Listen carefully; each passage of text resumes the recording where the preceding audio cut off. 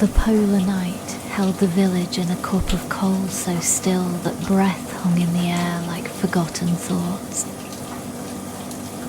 Stars lay scattered across the blackness above, sharp and without flicker. Along the harbour, a wooden pier stretched out over water that seemed to swallow light rather than reflect it. Nothing moved out on the fjord except a sound.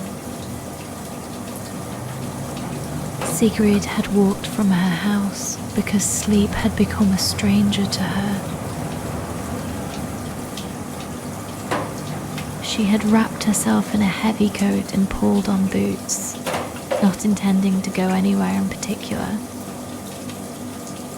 Her feet had simply carried her down the lane past darkened windows until the pier rose before her and she saw that she was not the first to arrive.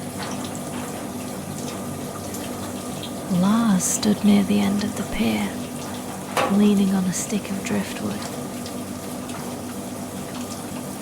His body listed to one side, the way a tree grows crooked against a prevailing wind. He did not turn when Sigrid's boots sounded on the wood. His ear aimed out toward the black water, toward the fjord's invisible mouth. A little way back, Maren stood wrapped in a shawl that smelled of wood smoke. Olav was there too, his hands buried in the pockets of a coat that had seen too many seasons. And at the very edge, half hidden in the shadow of stacked crab pots, Ira hovered. Her hood was drawn forward, her face a pale oval. She had come back to the village some weeks ago and had spoken to almost no one since. She stood now as if she were not certain she had a right to be there, yet her body leaned toward the water. No one spoke. The silence among them was attentive, charged, a shared vessel for listening. And what they listened to was a sound that seemed to come from everywhere and nowhere at once. A chime. A single note struck clean and then left to decay across long seconds. It rose from out on the water, or perhaps from beneath it. The tone was low and pure. A bronze voice that travelled through the cold air and entered the ear not as a noise but as a presence. It sounded, and then it faded, and then it sounded again, irregular as breath. Maren broke the silence. "It's been a week now," she said. "Maybe longer. I thought it was the wind at first. Wind doesn't hold a note like that." Lars shifted. "Wind doesn't ring brass," he said. He had spent most of his life on the water, his voice carrying the authority of a man who knew what the sea could sound like. This was not the sea. This was something else that made the skin on the back of his hand prickle. Sigrid drew her coat closer. The chime had found her in her kitchen 3 nights ago, a faint thread of sound slipping through a gap in the window frame. She had been sitting in the dark, thinking of a voice she would never hear again. Hollowed out, and the chime had touched her like a finger laid gently on her chest. It had simply noticed her. And now, standing on the pier, she understood that it had noticed them too. Each of them, in their own separate night, had been called. Era shifted, and Sigrid saw the exhaustion in her shoulders, the kind that sleep cannot cure. She had returned from a life that had burned too brightly and then guttered. The chime pulled at her just as it pulled at the rest of them. The bell sounded again, a little louder. The note rose and hung, and in its wake the silence felt deeper than before. No one moved to leave. The cold pressed against their faces. Still they stayed, a small cluster of figures on a frozen pier, listening to a sound that had no source and no explanation. The unease was not the kind that makes one flee. It was the kind that makes one lean in, wait, breathe shallowly, as if something vast were turning over in the darkness below. Sigrid looked out across the black water and felt, for the first time in weeks, the faintest loosening of the knot behind her ribs. The chime had no words, but in its clean, impersonal toll she sensed something that her own grief had denied her, an acknowledgement. The sound was out there, seeking an ear, and it had found hers. It had found all of theirs. They were no longer alone in their separate houses, their separate sorrows.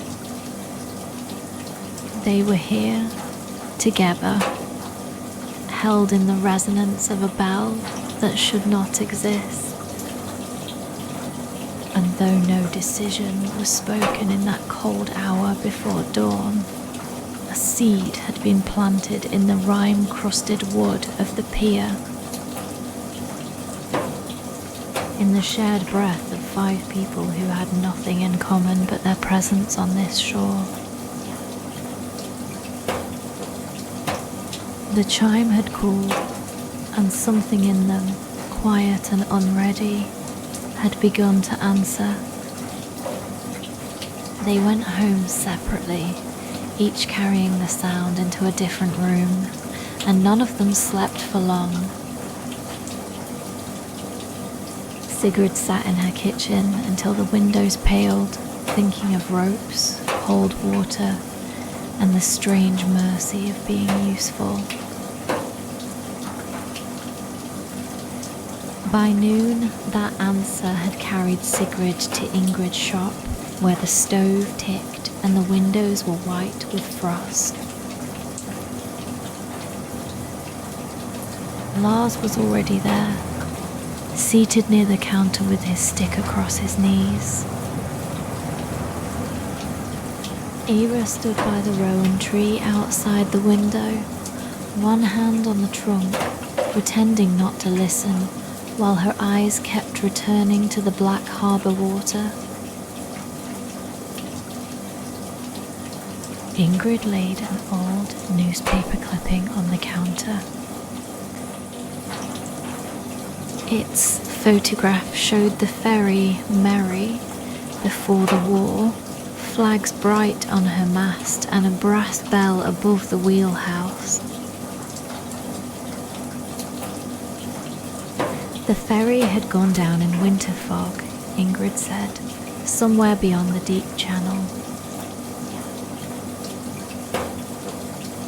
Lars's father had marked the likely place on a chart that still lay in Lars's boathouse.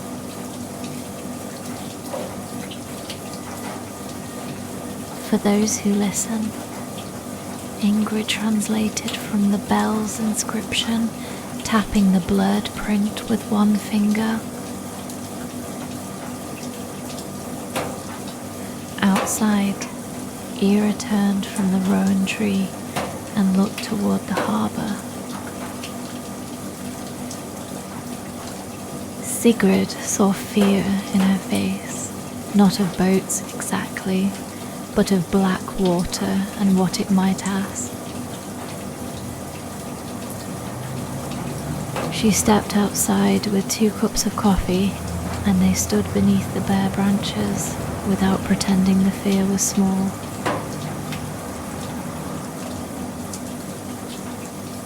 Ira said she could row if someone else could go down. Sigrid said she could go down if someone else could hold the rope. When they went back inside, Lars had already unfolded the old chart. By then the question was no longer whether the chime came from the wreck, but whether they would answer it.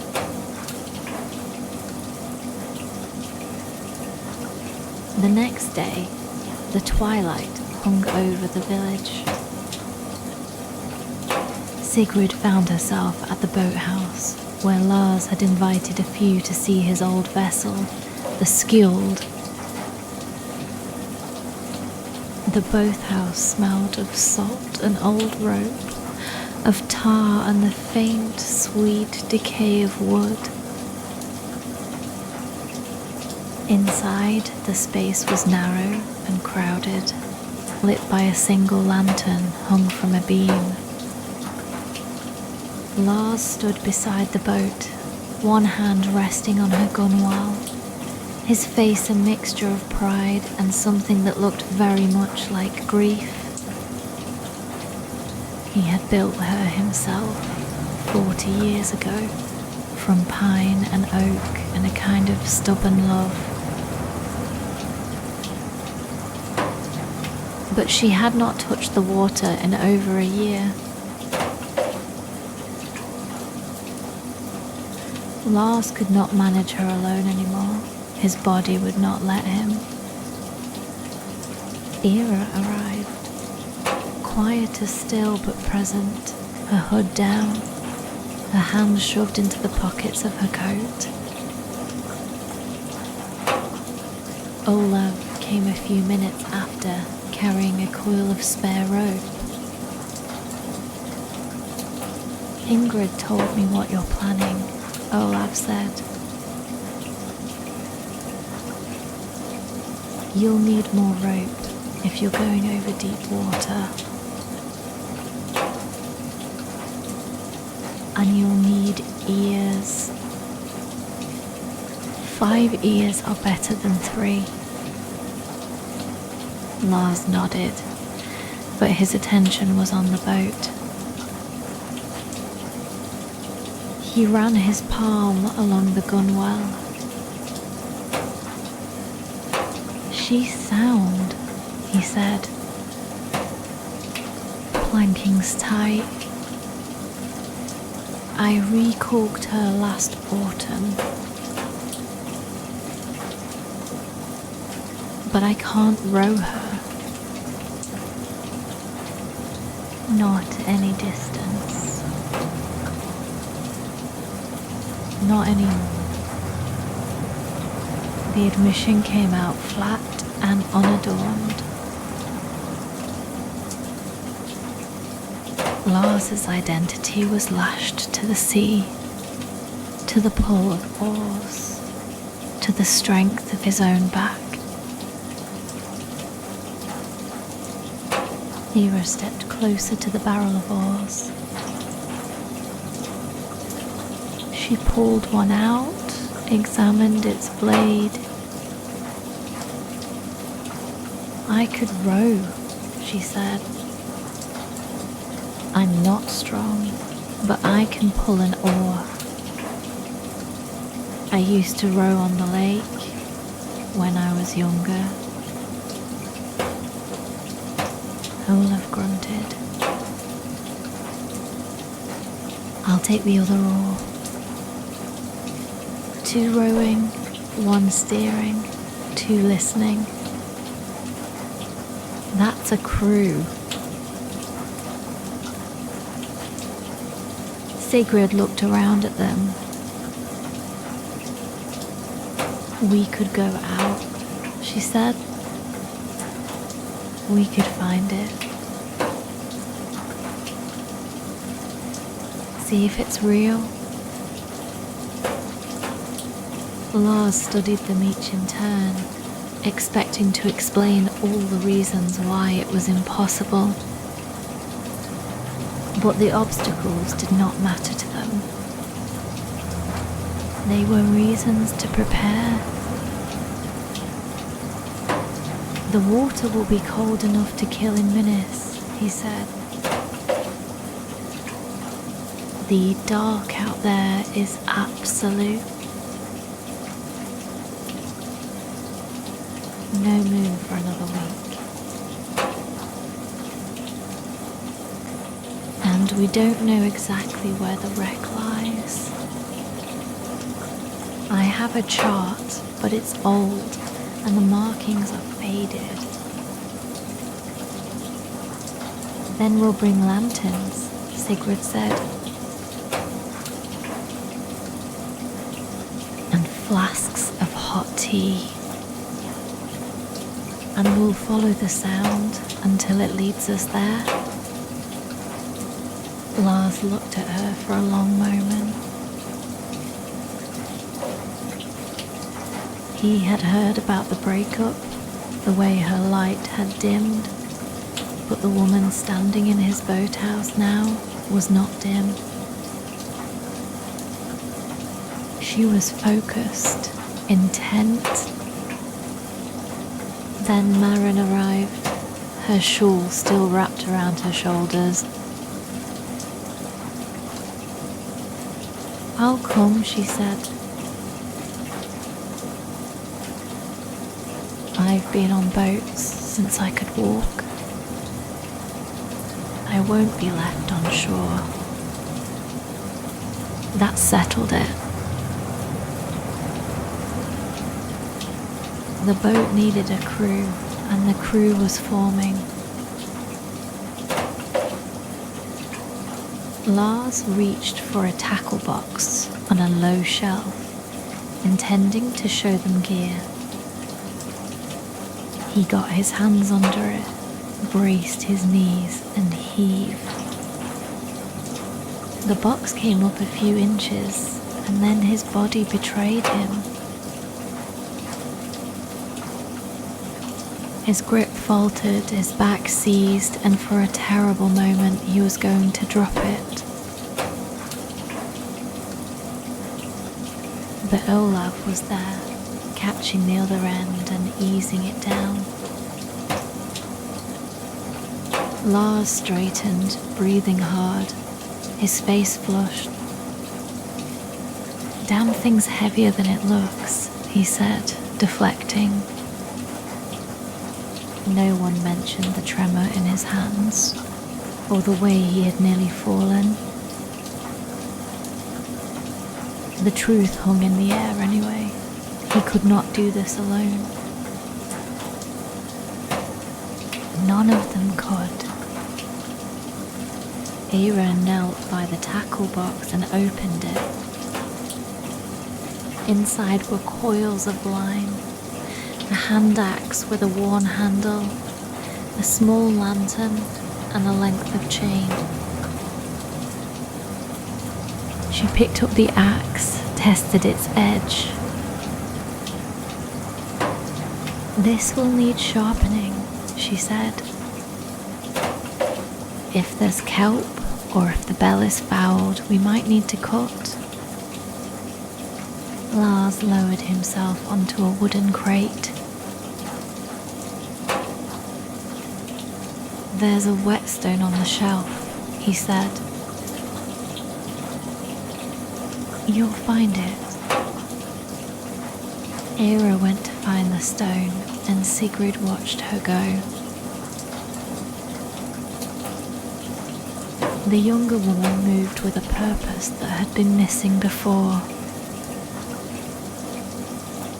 Olav unrolled the chart he had brought, a faded maritime map. Lars rose with effort and moved to stand beside him. Together they studied the lines that showed the deep channel, the shallows. Here, Lars tapped a spot.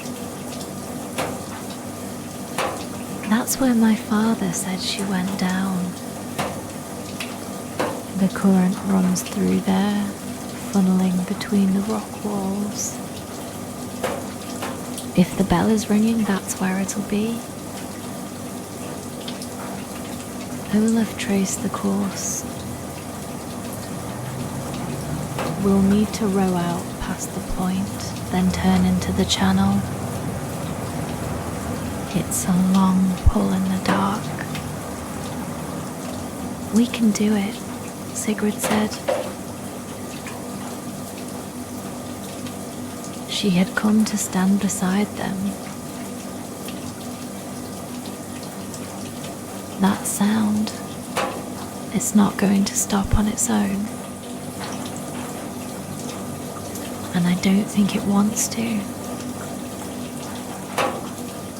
The bell was calling. They were going to answer. That night, with no moon, the harbour pier was a place at the edge of the world. The Skull had been eased down the rollers and sat alongside the pier, her hull making soft, wet sounds against the fenders. Lanterns had been lit and stowed, oars placed in their locks, a coiled line in the bow, the sharpened axe lashed to a thwart. Ingrid came down to the pier with a basket of flasks filled with steaming tea. She handed them out one by one, her face serious. The hardest part was getting Lars into the boat. He stood at the edge of the pier, looking down at the skill, and for a long moment he did not move. The ladder was narrow and slick with frost. He had climbed it 1,000 times, but his body was not what it had been. He took a breath and stepped forward. His foot found the first rung. Then his leg buckled. It was a momentary loss of control, but in the dark and the cold it was enough. He lurched sideways, his grip slipping, and for a terrible second he was falling. Olaf's hand caught him under the arm, a firm, steady grip. He guided Lars down the remaining rungs until he stood in the boat, breathing hard. Steady, Olaf said. I've got you. Lars straightened, nodded shortly, and moved to take his place at the tiller. But they all knew what had nearly happened. Maren climbed down next, her movements sure and practiced. Sigrid followed, her boots slipping once before she found her footing. The boat shifted under her, a living thing. Era was the last. She stood on the pier for a moment, looking down at the dark water, then climbed down with deliberate care. She took her place at the oars, wrapped her hands around the worn wooden grips. Olaf untied the lines and climbed down, taking the other set of oars. The boat sat low in the water, steady and solid. The five of them filled it, their breath misting in the cold air. Sigrid looked back at the village, at the few glowing windows, then turned her face toward the fjord. The boat was ready. They were ready. Or if they were not, it no longer mattered. The oars dipped into the water with a soft, rhythmic sound. The Skald pulled away from the pier, and the village fell behind them. The fjord opened out, a vast darkness defined only by the deeper darkness of its walls. The starlight touched the snow on distant peaks, a faint, icy glimmer that did nothing to illuminate the way. They were all listening.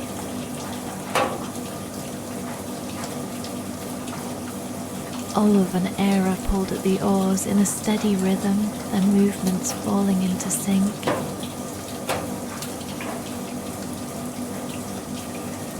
Olaf's strokes were deeper, but Era matched him, her shoulders beginning to burn with a good, clean burn.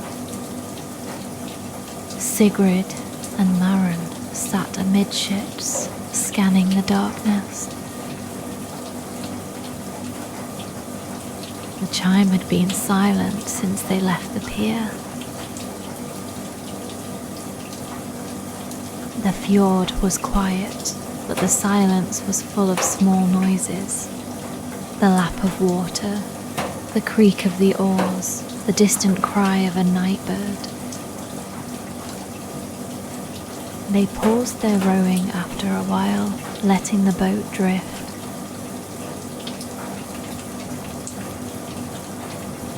The oars lifted, and the sudden stillness was immense. Then it came. The chime. It was louder now, more directional.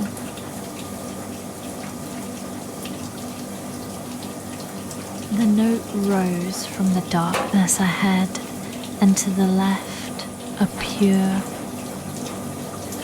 bronze tone that vibrated not just in the air but in the water, in the hull, in their chests. It sounded once, then faded, then sounded again, closer. The bell was there, real. Lars adjusted the tiller. That way, he said, low.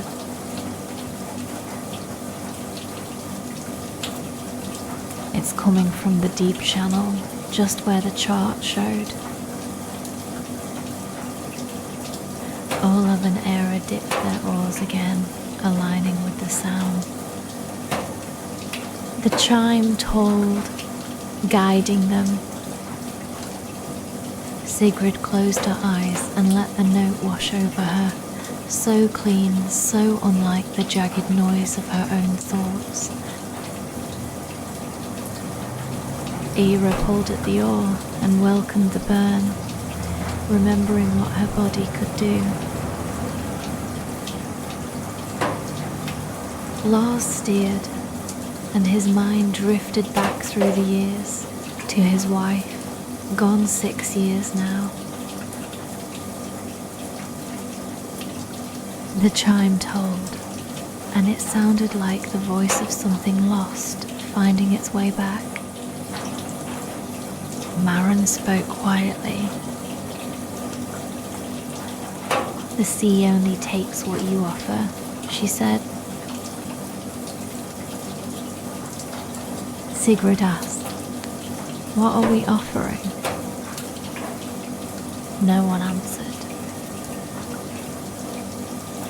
The current made itself known as a silent drag, a pull against the hull.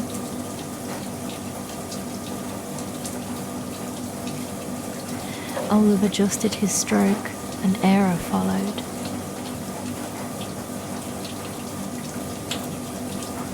Maren spotted it first, a float.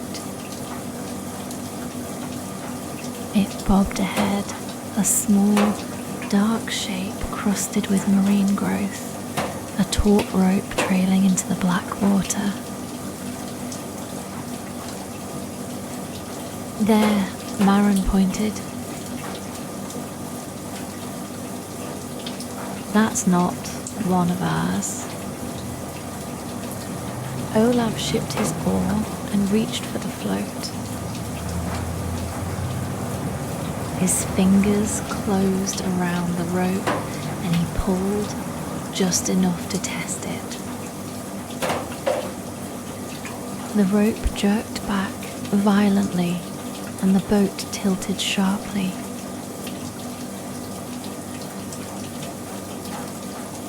Olaf nearly went over the side. Era grabbed his coat and hauled him back. The float disappeared under the water, then surfaced again, bobbing wildly. The bell tolled, a rapid, urgent ringing, as if the current had suddenly intensified. Fear skittered through them like a cold finger.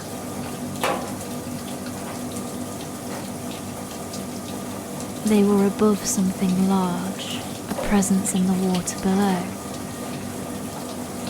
"It's the wreck," Lars said, his voice tight. "We're right over her." That float must be caught on something.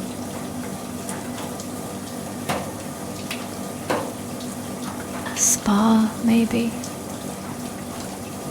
Olaf steadied himself. The current's strong here, funneling through whatever's left of her.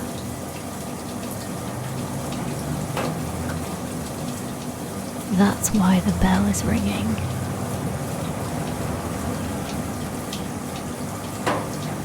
"How deep?" Sigrid asked. 12 meters, maybe less. A silence fell over the boat. They had come so far, found the wreck, the source directly beneath them. Now they had to decide.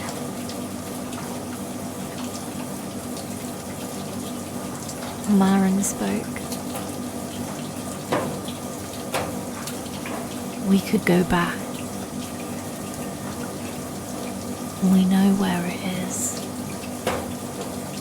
We could come back in the spring, when the water's warmer, when there's light." But no one reached for that suggestion. Because the bell was ringing, and turning back now felt like a failure of a particular kind. Sigrid looked down at the water. "What if it's true?" she said. "The bell is really ringing down there, and we're the only ones who know." The words steadied them, or something in them. They could not go back, not yet. Not without trying. The anchor, a small grapple that Olaf rigged, went over the side and caught on metal. "She's on the wreck," Olaf said.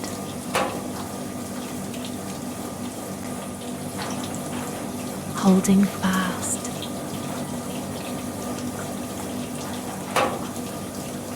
Olaf dropped a weighted line and counted. When the weight touched something solid, he said, "About 12 meters. The wreck sitting on the bottom, but some of it standing upright."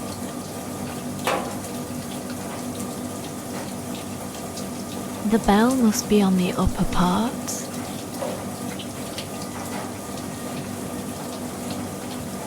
"12 meters. Too deep for comfort, too deep for safety." Lars's breathing was harder.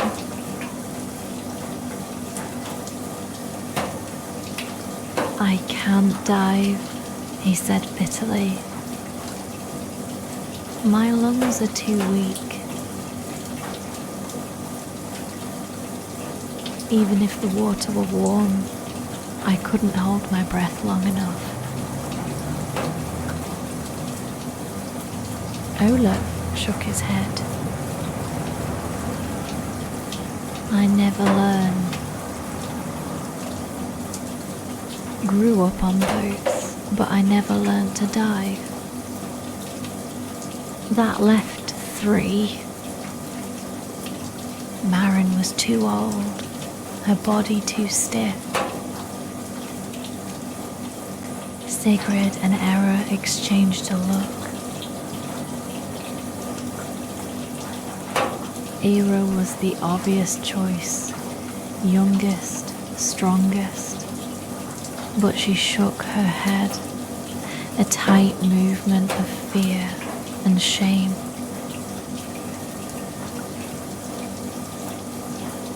"I can't," she said. "The dark water, I can't." Her voice cracked. She was terrified, the burnout and exhaustion leaving her with a dread of the deep.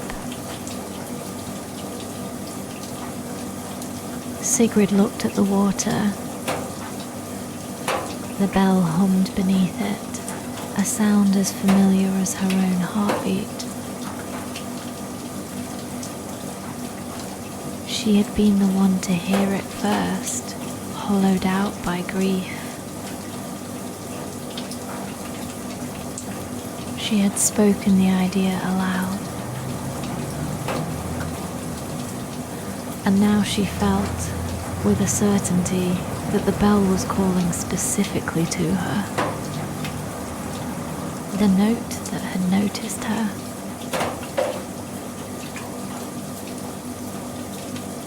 "I'll dive," she said.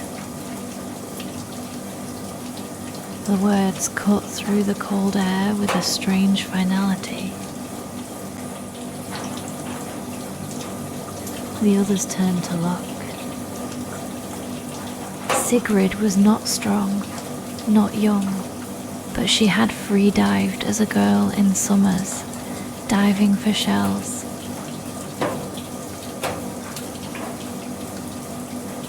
She remembered the feeling, the pressure, the silence, the world above disappearing.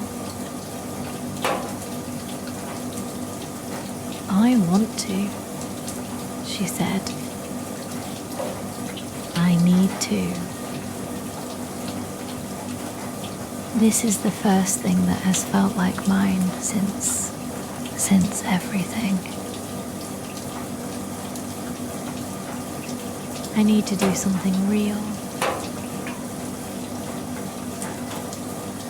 Lars searched her face, found no hesitation, only a woman who had been invisible too long and had decided to become visible again.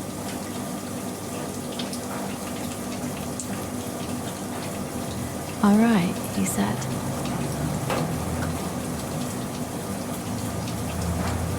"We'll rig a harness, a line. You go down, find the bell, cut it free, and come back up." The plan was simple, terrifying. The cold would limit her to a minute, maybe less. Eva reached out and touched Sigrid's arm. "I'll pull if you go slack," she whispered. "I'll pull you up." Sigrid nodded. She was no longer the hollow, invisible woman. She was the woman who was going to die.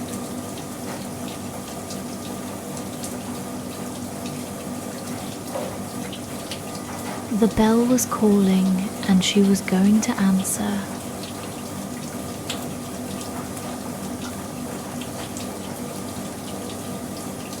In the lantern light, every movement became precise and urgent.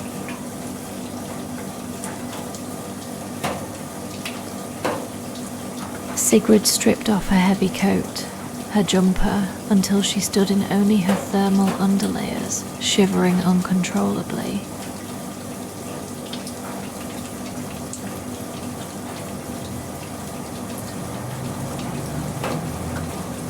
Her teeth chattered, and she clamped her jaw.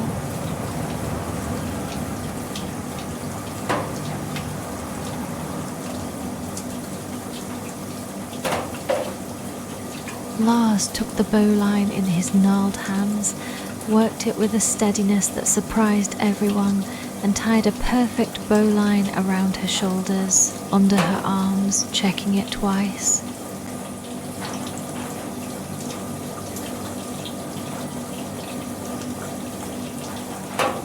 "This won't slip," he said.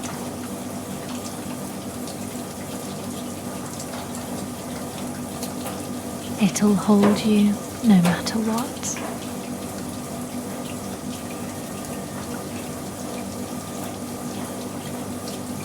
Ira passed the small hand axe to Sigrid, their fingers touching briefly.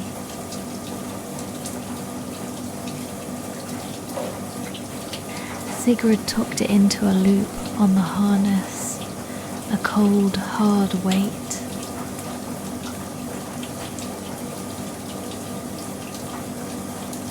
Maren poured the last of the hot tea into a tin cup and pressed it into Sigrid's hands.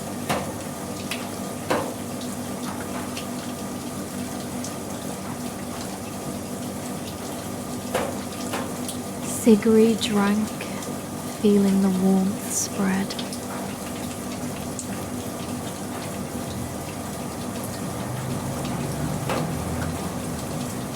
Olav lit the waterproof lantern and tied it to a separate line. "The plan," he said. "You follow the anchor line down.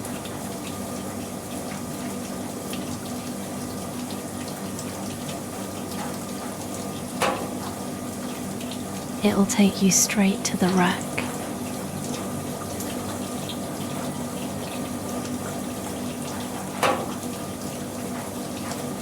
Find the bell.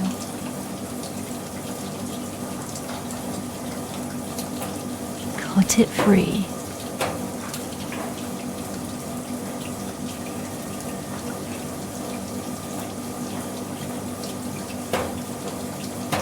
Then tug the rope twice, and we'll pull you up.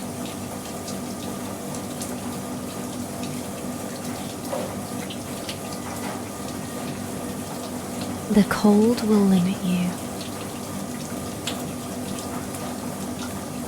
A minute, maybe less.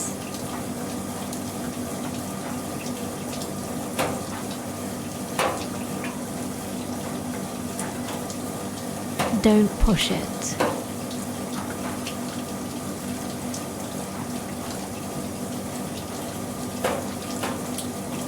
I won't, Sigrid said, her voice steadier than she expected.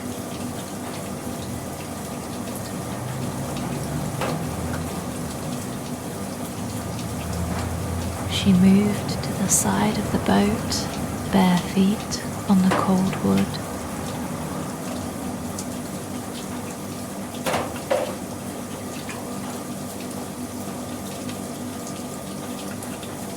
The water below was black, the hum of the bell vibrating through the hole and into her bones.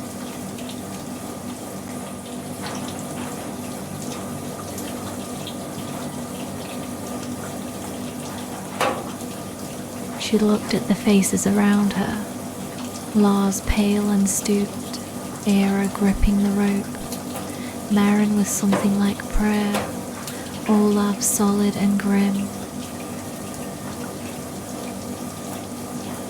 Lars met her eyes.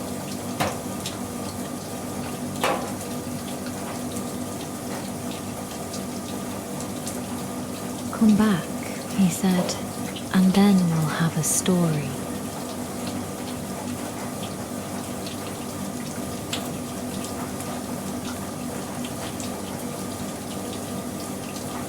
Era's voice was quiet. I'll pull if you go slack.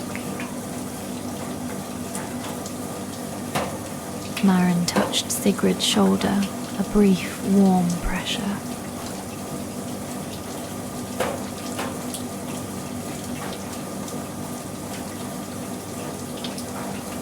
Sigrid nodded, took one last breath of the cold, clean air, feeling it fill her lungs like a promise.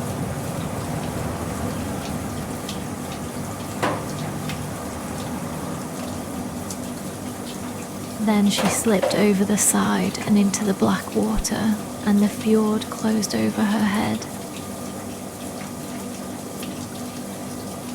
The cold was a new element, biting at the skin, tightening muscles, a primal awareness of danger that flared and subsided into resignation.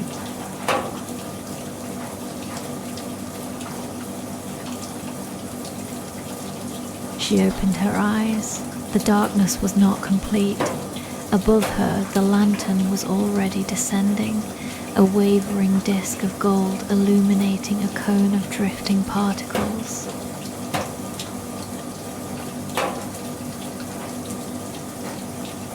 Her fingers closed around the anchor line with a grip already numbing.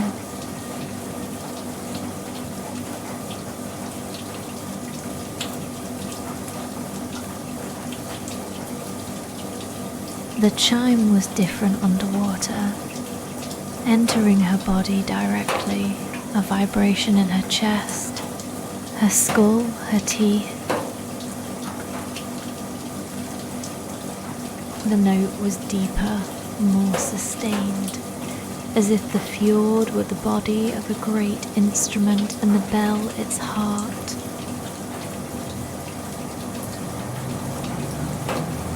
She followed the line, hand over hand, slow and deliberate.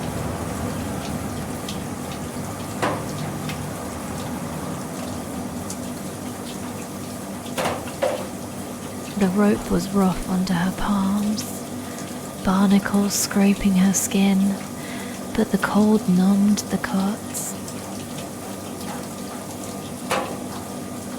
Below her, the wreck began to resolve out of the darkness. A bent railing, a porthole without glass, the wheelhouse tilted but recognizable.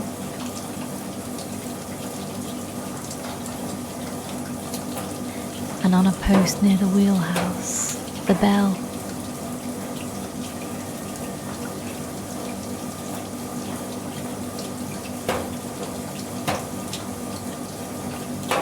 Brass, encrusted with marine growth and barnacles, but unmistakably brass.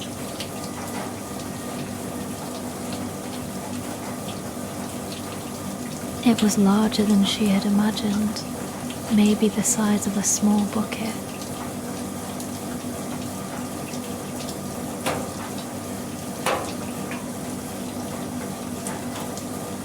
It was moving with a steady, rhythmic sway, pushed by the current through the shattered windows.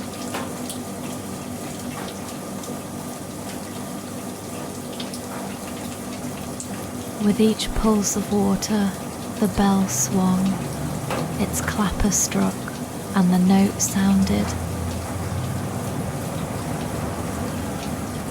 The same note that had travelled up through 12 metres of water and into the night air.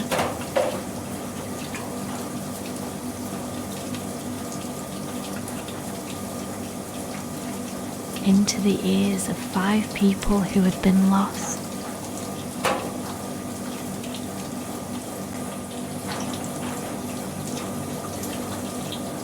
Sigrid reached the wheelhouse.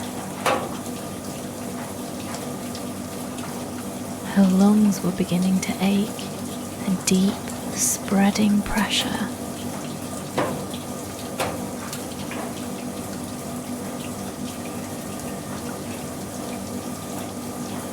She kicked forward, put out her hand and touched the bell.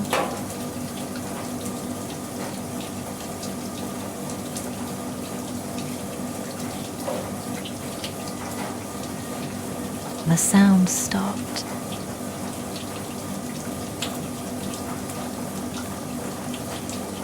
Under her palm, the brass was warm. The friction of its own movement had generated a faint, improbable heat, or perhaps it was an illusion.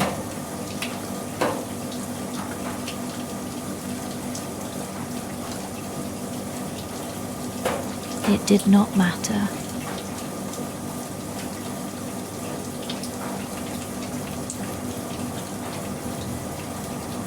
The chime that had been ringing in her mind for days was gone.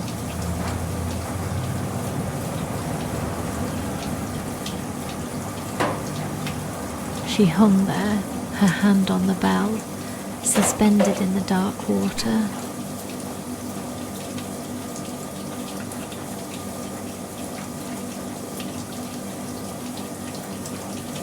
The wreck loomed around her. A tilted cathedral of rust and rot.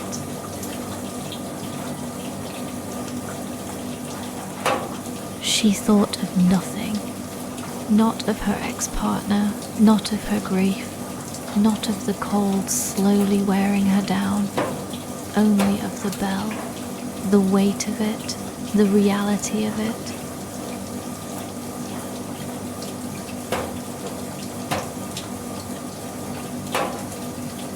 She hooked her leg around the post to steady herself.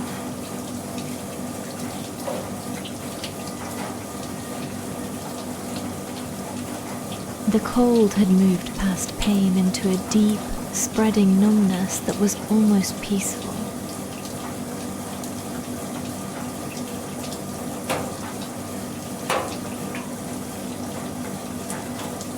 Her hands fumbled at the harness, pulled the axe free.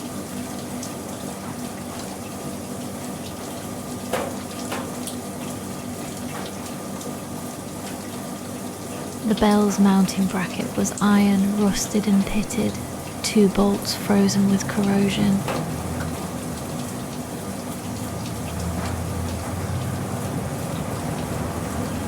She could not break the bolts, but the post was wood, old and waterlogged.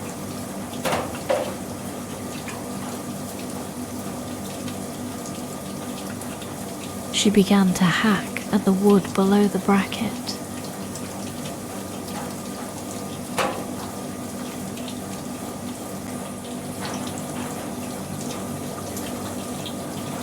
The first blow was slow, dreamlike, the water resisting every movement.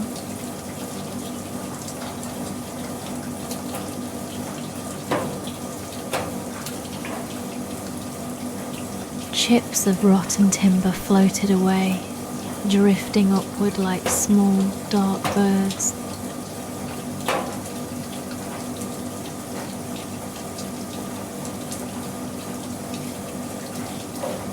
She struck again and again, each swing a conscious effort, her lungs burning more insistently.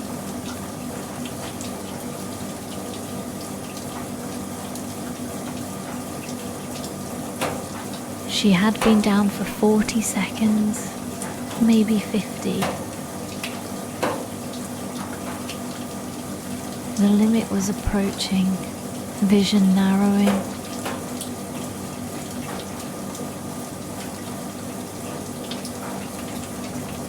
But she did not stop. She had come too far, too deep, too cold.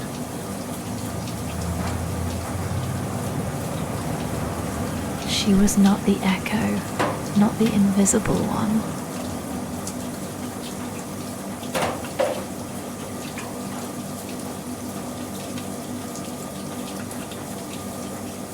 She was the woman who had dived and touched the source, and she was going to finish it.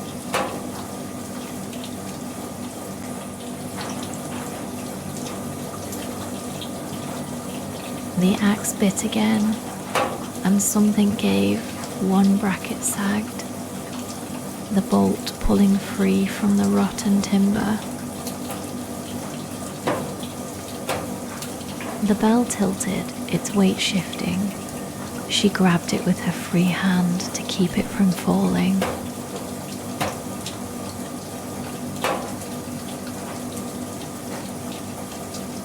One bracket down, one to go.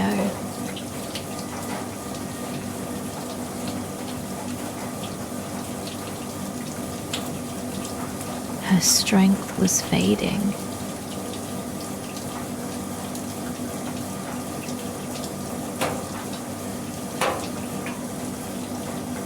She struck at the second bracket, the blow weak, glancing off iron.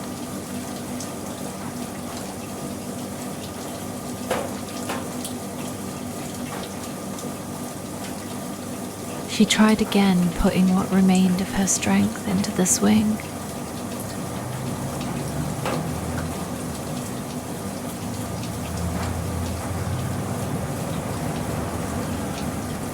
The wood splintered but held.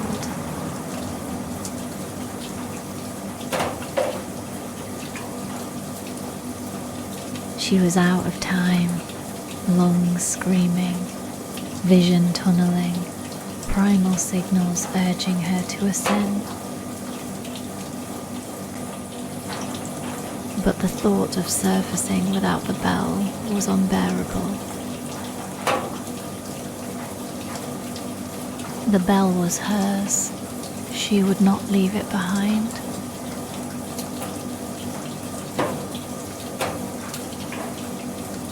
On the surface, the rope had gone still for too long.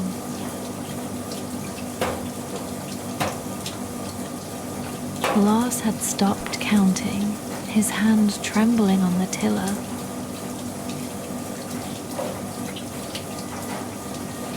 Olav checked the watch.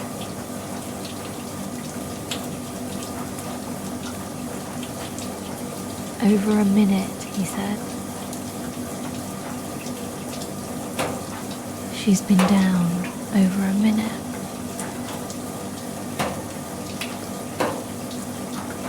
The words felt like stones.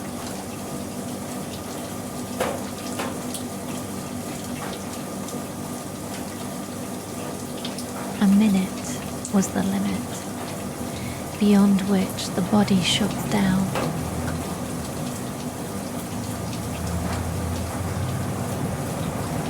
Era looked at the rope in her hands, the water below, the pale disk of the lantern glowing in the depths.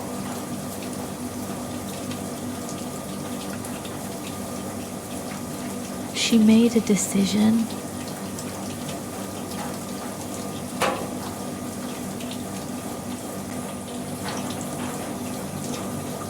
I'm pulling her up, she said.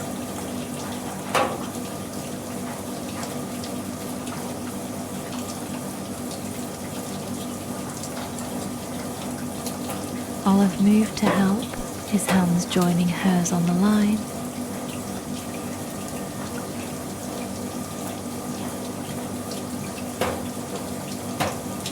They pulled together, slowly, carefully, not wanting to jerk the rope.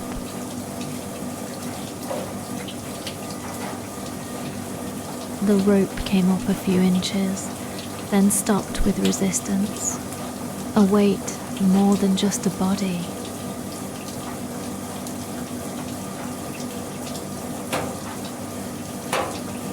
Then, faint but unmistakable, a tug. 2 tugs.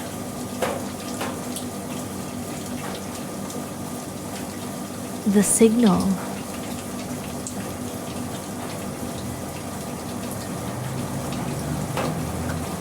She's there, Ira breathed.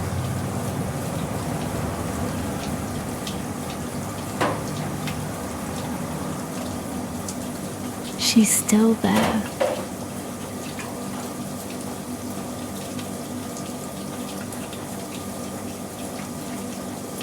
The relief was a physical thing. But the danger was not over. Every second counted.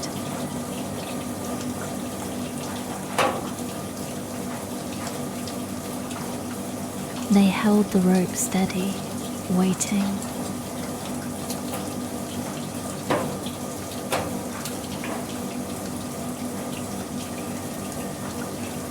Marin spoke again, low and steady. The sea only takes what you offer.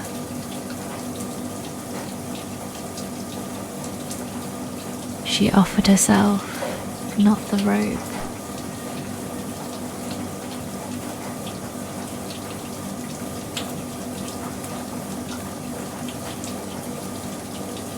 The sea won't take her.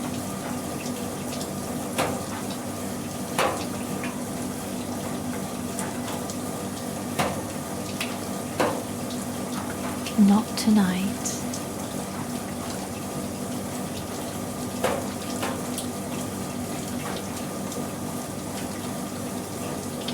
Below, the second bracket gave way with a grinding crack that Sigrid felt through her bones.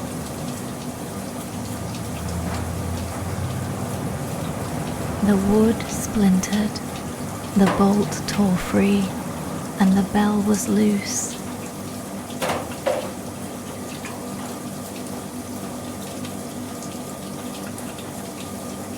She clutched it to her chest, dropping the axe, which spun away into darkness.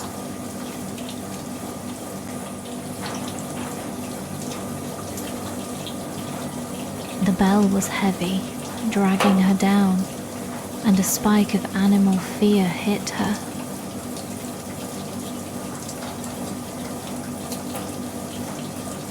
She kicked upward feebly, and the rope at her waist went taut. The others were pulling.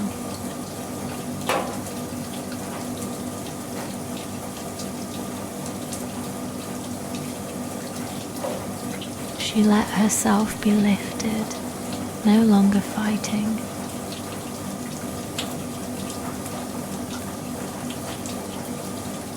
The ascent was a blur of pressure and light. The lantern passed her, the wreck fell away.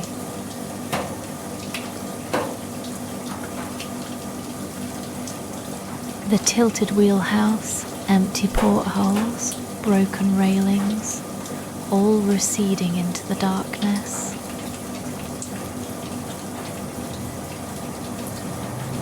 The bell pressed against her chest, solid and silent, held with arms that no longer felt like her own.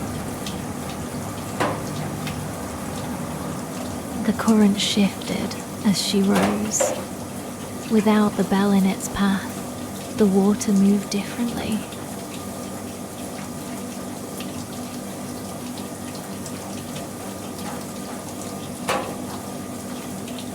A deep, resonant groan travelled through the fjord, the wreck settling.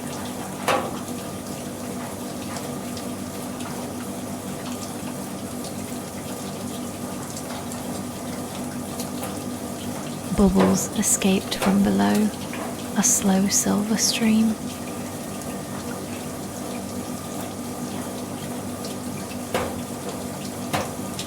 The water above began to lighten, the darkness giving way to a faint, silvery shimmer.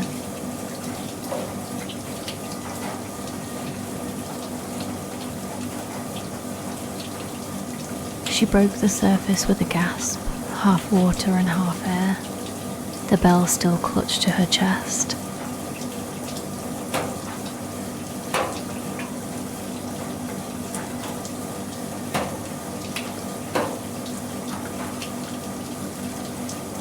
The cold air hit her face like a slap, and the boat was there, the faces there, hands reaching, pulling her up, pulling her out.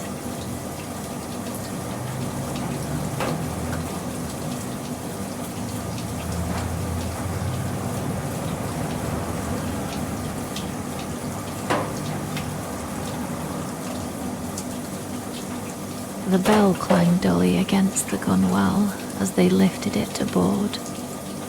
A raw, unmusical sound, nothing like the chime.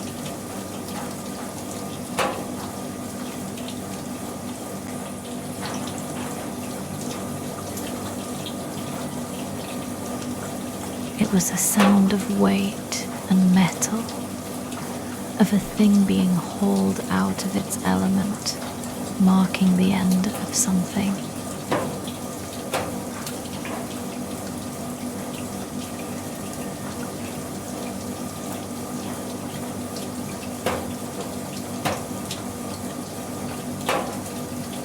Olaf took the bell from Sigrid's numb hands and set it on the bottom boards.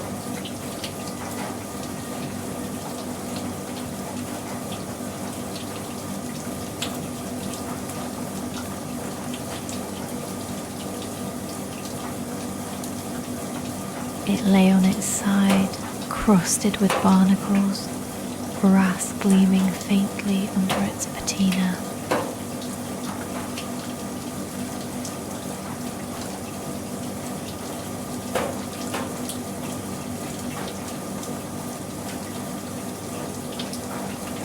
Sigrid collapsed onto the seat, shaking with a violence beyond her control.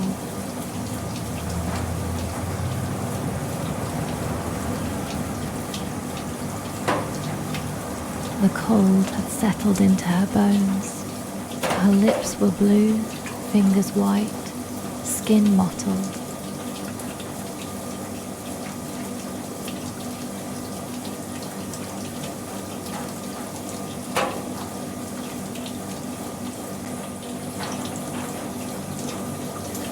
She could not stop shaking.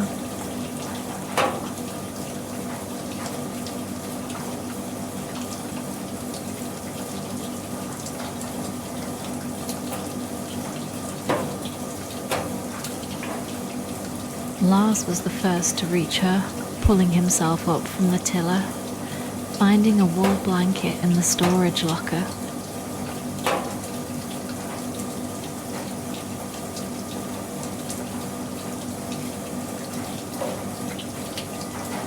He wrapped it around her shoulders, his gnarled hands gentle, and tucked the edges in.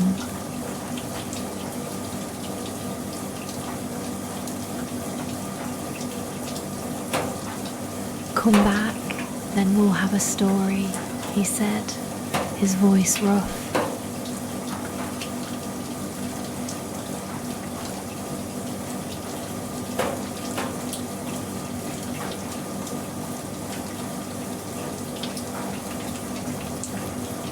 Sigrid looked up through the shivers and managed something almost a smile.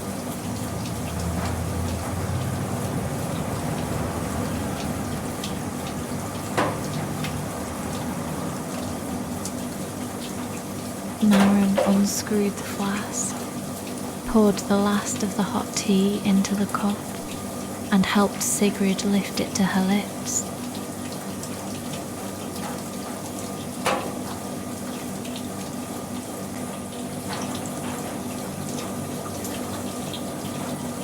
The tea was still warm, barely, and Sigrid drank in small, painful sips.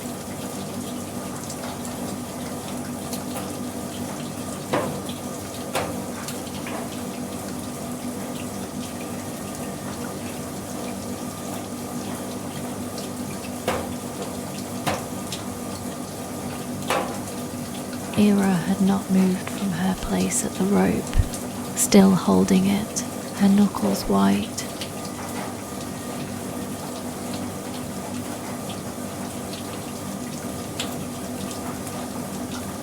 Eyes fixed on Sigrid as if she could not quite believe what she was seeing.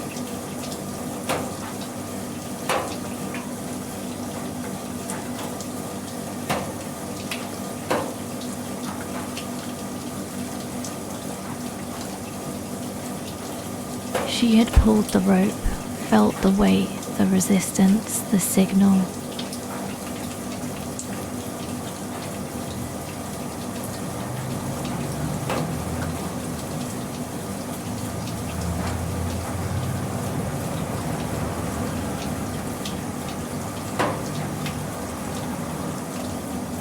She had been part of this. She had not frozen, not faltered, not failed.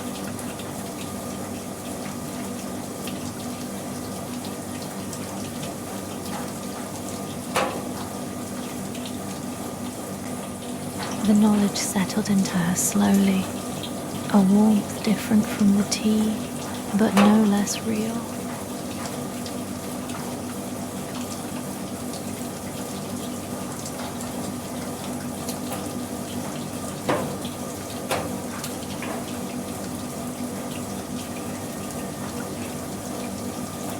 Olaf picked up the bell, turned it over in his hands.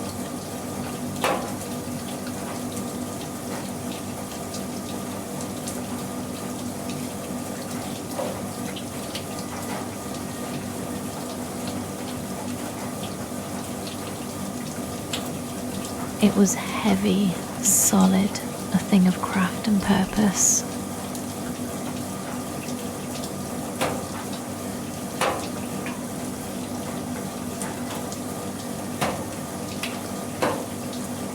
He ran his thumb over the inscription barely visible under the incrustation.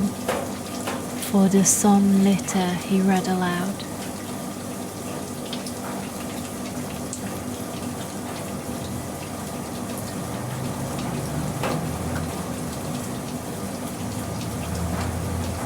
For those who listen.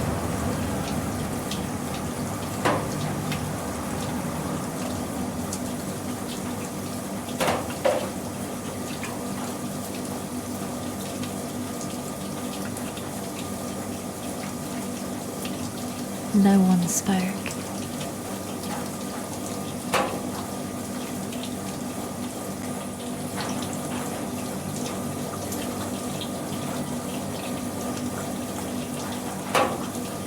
The fjord was quiet now, the chime gone, the water still.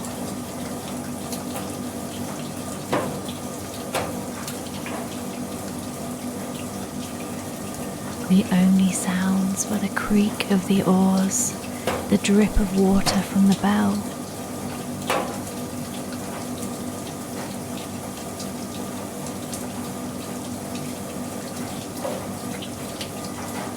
The shivering breath of the woman who had dived into the dark and come back with something real.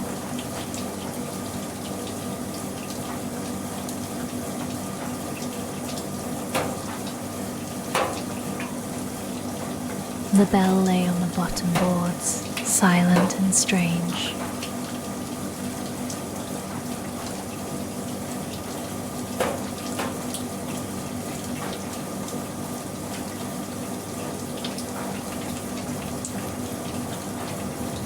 a brass totem that had called to them across the water and the cold and the long dark night.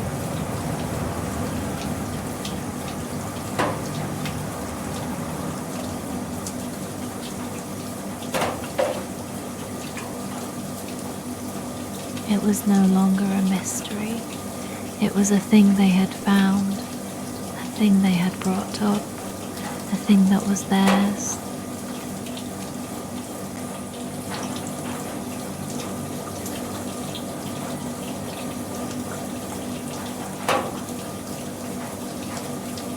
The return journey began in silence, the oars dipping with a slower rhythm as Olive and Era paced themselves for the long pull back.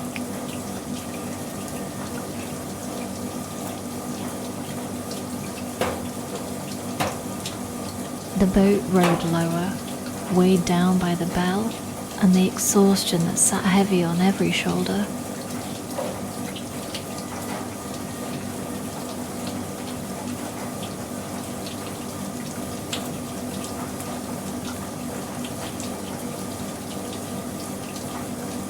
Sigrid lay curled on the seat, the blanket wrapped around her, her body still shivering but less violently now.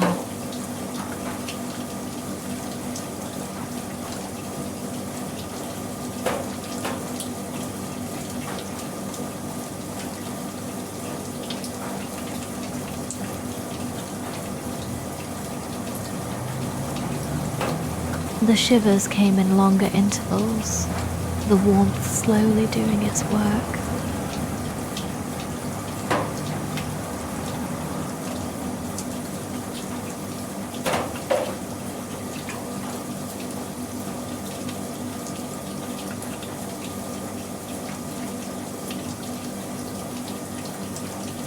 She was not sleeping, not fully awake, floating in a state between.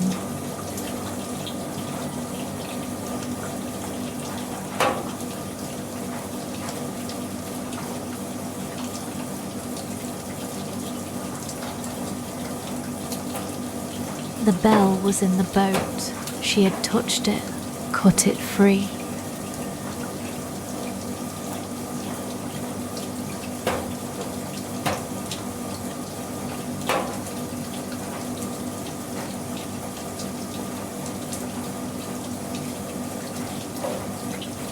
The memory was already beginning to feel like something that had happened to someone else, a story she would tell later.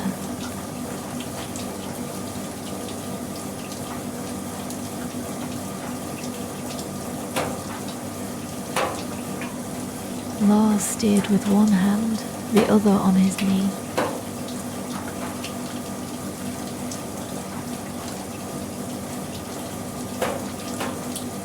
His body ached, but the ache was different now. The ache of something accomplished, not merely endured.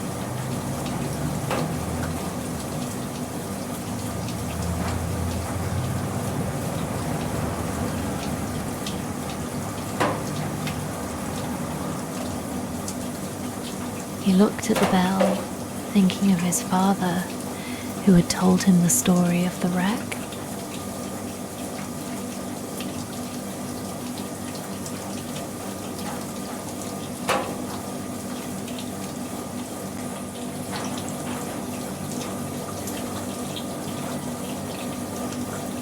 His father had never seen the bell, but here it was in Lars's own boat, an ending and a beginning folded together.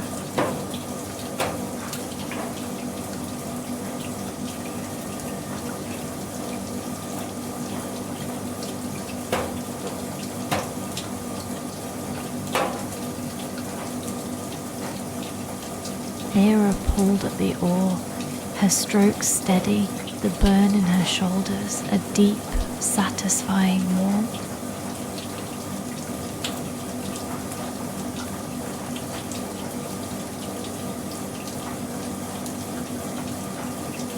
She focused on the rhythm, the pull and the lift, the creak of the oar.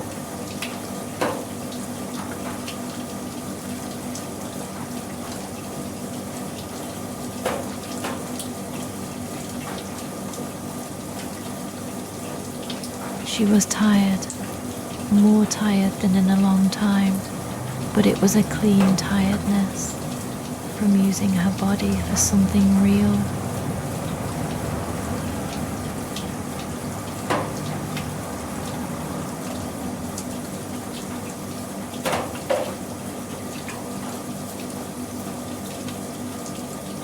The letters still sitting unopened in her cottage seemed very far away now.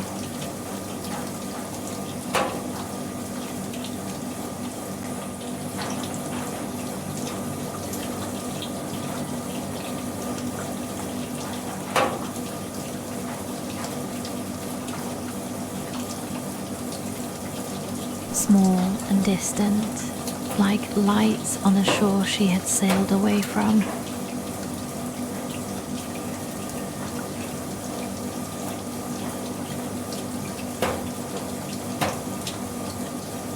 Marin hummed an old tune, barely audible, a thread of sound winding through the creak of the oars.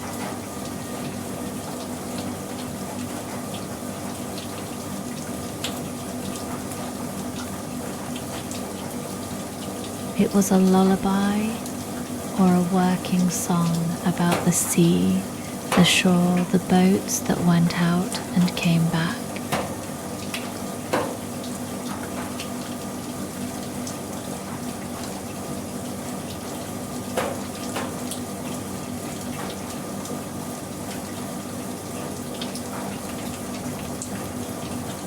She did not know all the words, but the melody was still there, filling the silence.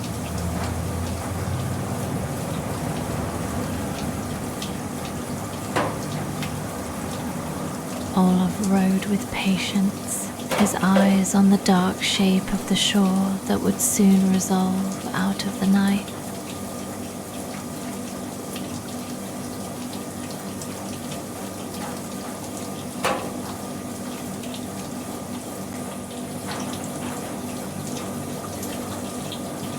He thought about the inscription, for those who listen.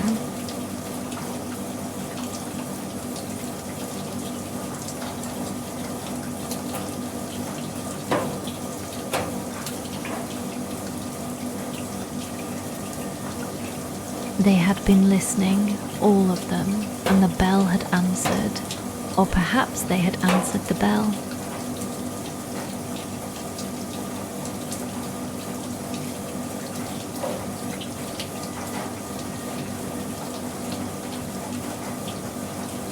It was hard to say which was truer.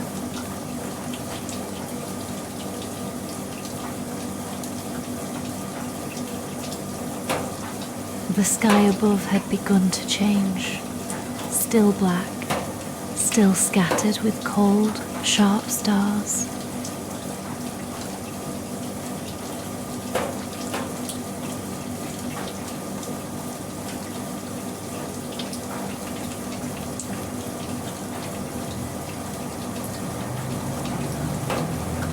Behind the stars there was a faint, pearly light, the first hint of dawn, still hours off, but there.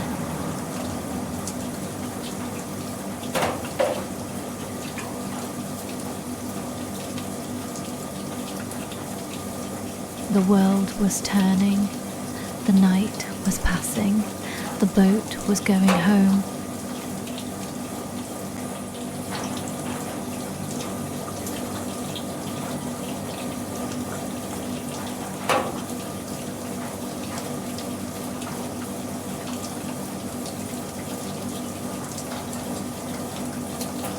They began to talk in low voices, tentatively, about the bell, about what it might mean now that it was out of the water.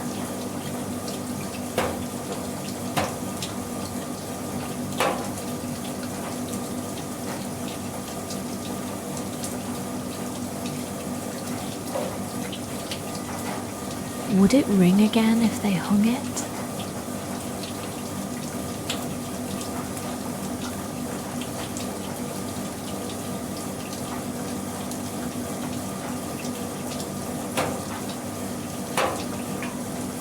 Should they hang it?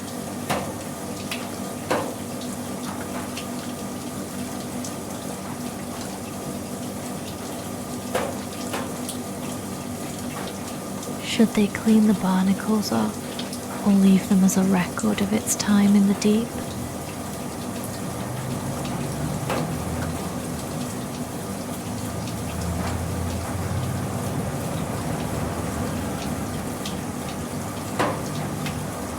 The conversation was speculative, building a future possibility from the work of the night.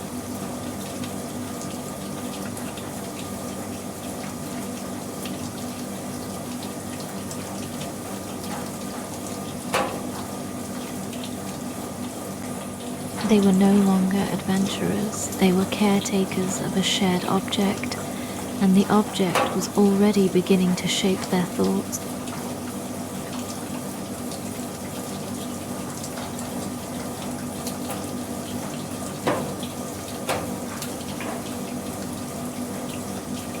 Last suggested the village hall.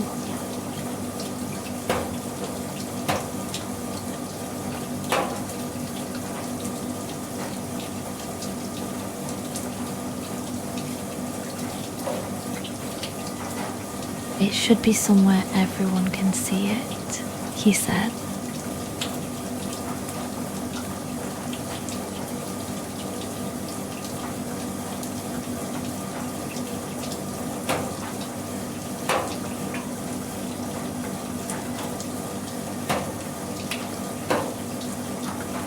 It called to all of us.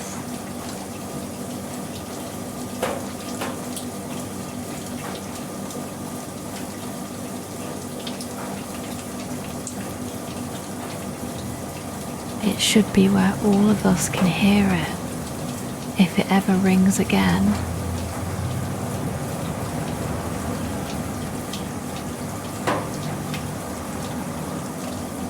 Marin nodded.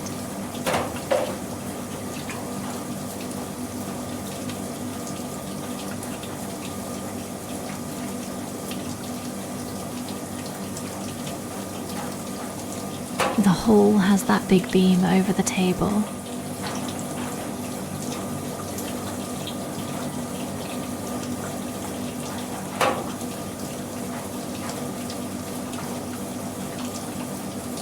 It could hang from there, safe.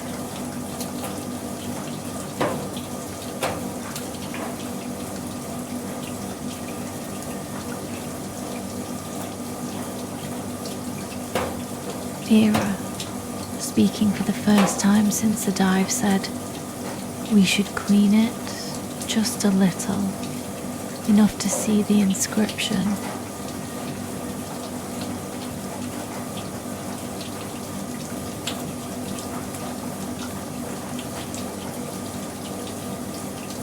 People should know what it says.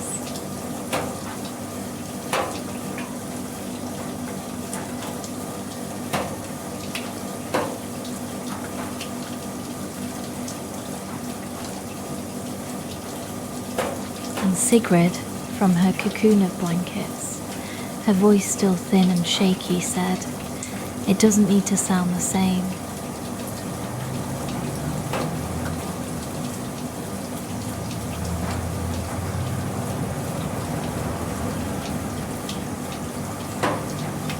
Its purpose is different now.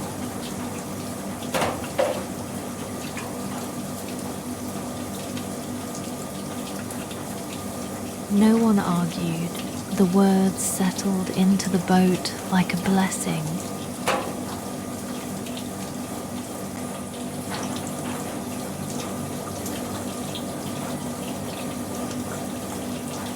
They rowed on through the dark toward the shore that was waiting for them.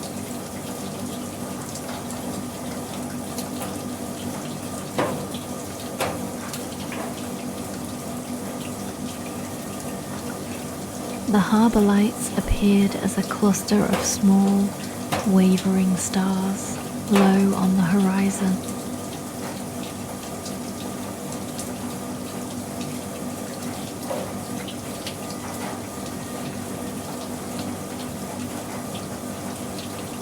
The village had not gone to sleep.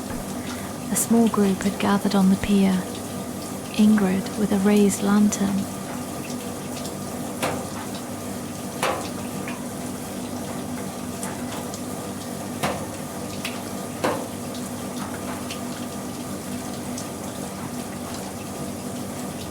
2 children who should have been in bed, a few other neighbours.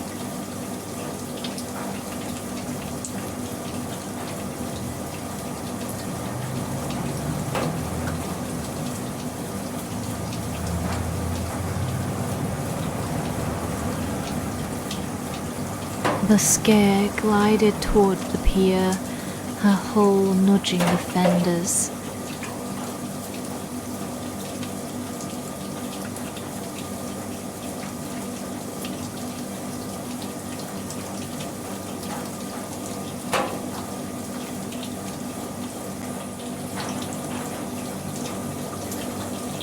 Ira shipped her oar and held the boat steady.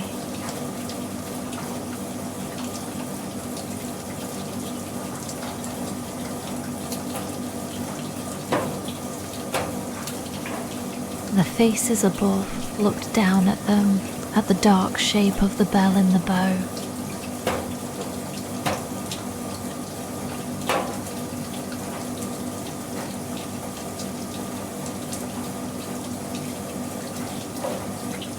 At the woman wrapped in blankets, at the exhausted, luminous faces of the crew.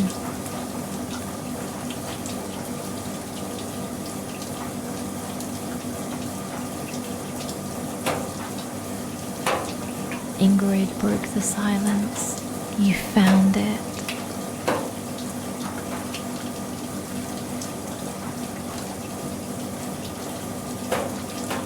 We found it, Maren confirmed, pulling back the cloth that Olaf had draped over the bell, revealing its barnacled curve, its impossible reality.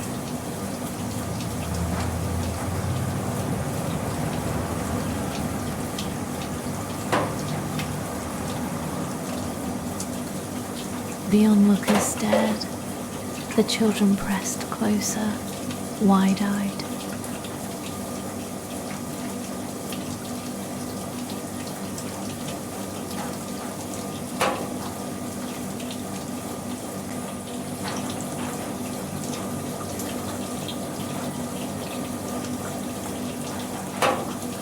The bell was not a story anymore. It was a thing of weight and metal, dripping seawater onto the wooden planks of the pier.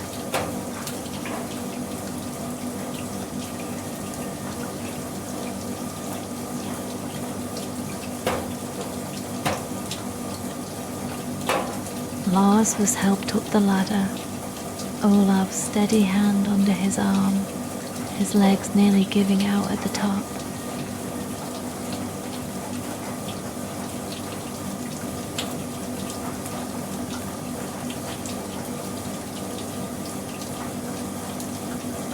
He waved off further assistance with a flash of his old stubbornness, stood on the pier leaning on his stick.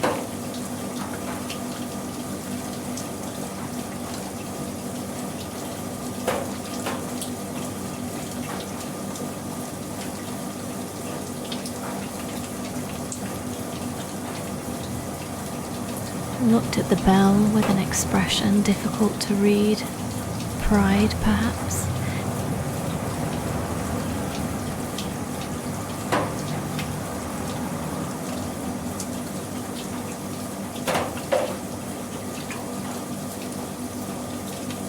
The pride of a man who had thought his useful days were over and had been proved wrong.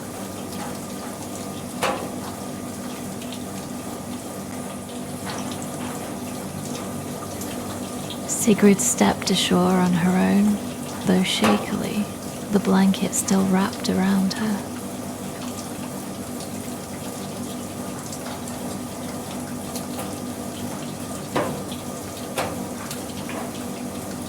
Her face pale, lips still faintly blue, but she was standing, walking.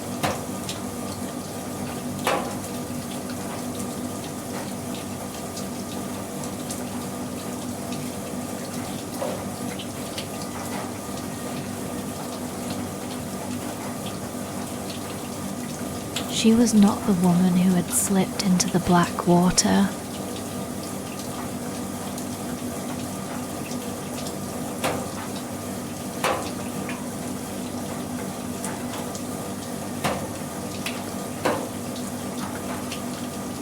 She was someone else now, someone who had touched the source and come back.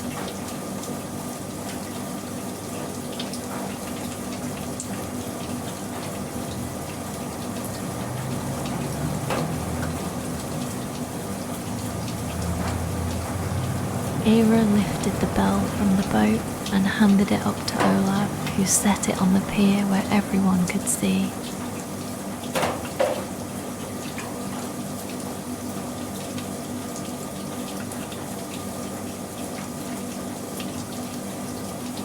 It was a strange, ungainly object, crusted with marine growth, its brass dulled by decades of salt and pressure.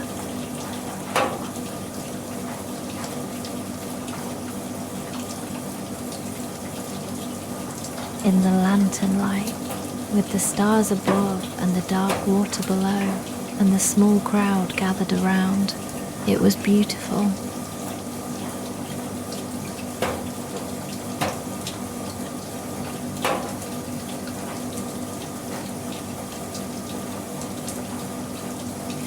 No one celebrated. The hour was too late, the cold too deep, the experience too raw for celebration.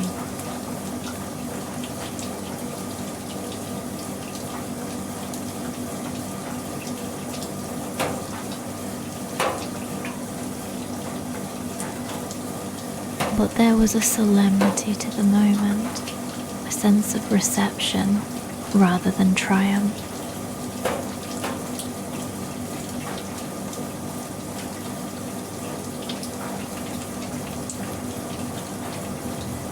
The bell had been brought up from the deep, and the deep had released it.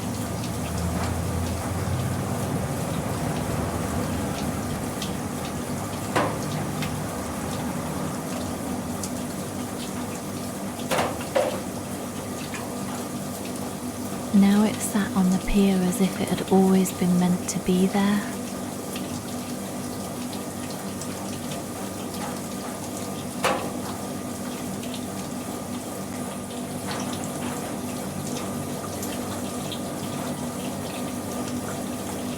The chime was gone, the fjord silent, but the bell was real, and it was theirs.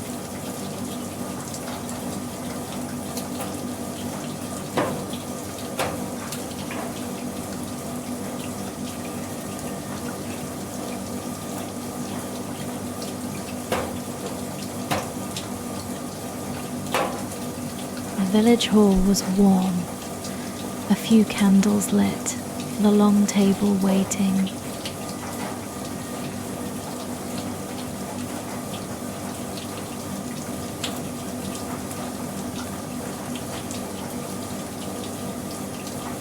The crew arrived slowly, the bell carried in and placed on the table.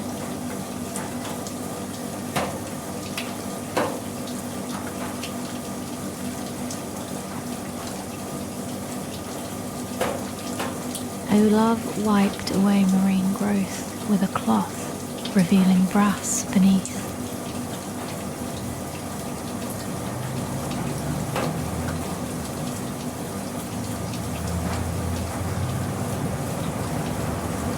Era worked at the inscription until the letters emerged. For the son litter.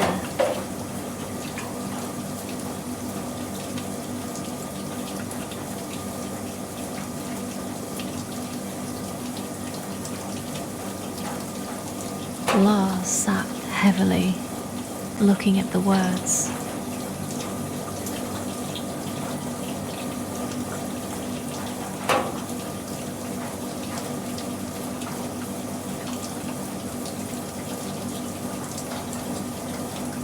My father told me about this bell, he said.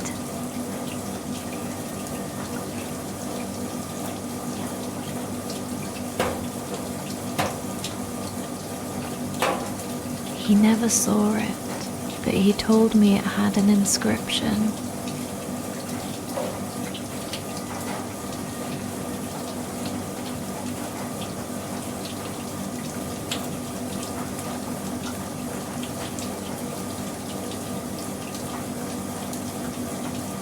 Now we know, for those who listen.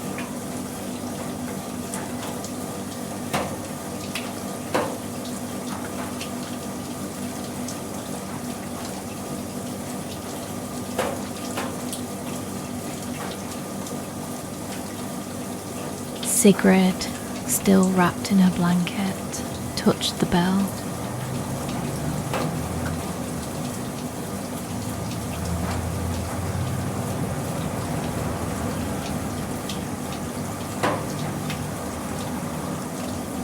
It doesn't need to sound the same, she said.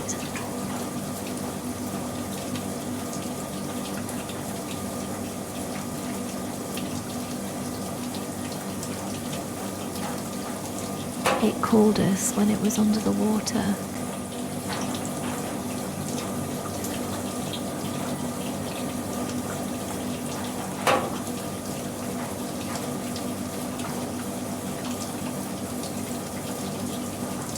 Now it's here.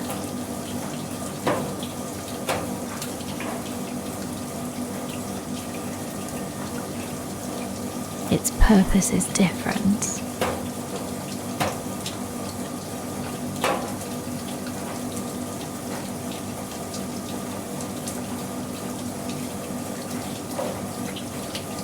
The group accepted the silence, not as loss, but as a new beginning.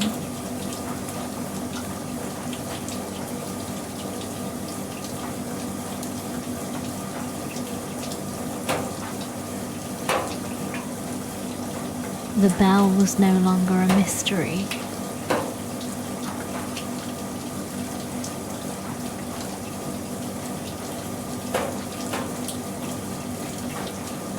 It was a memory and a promise.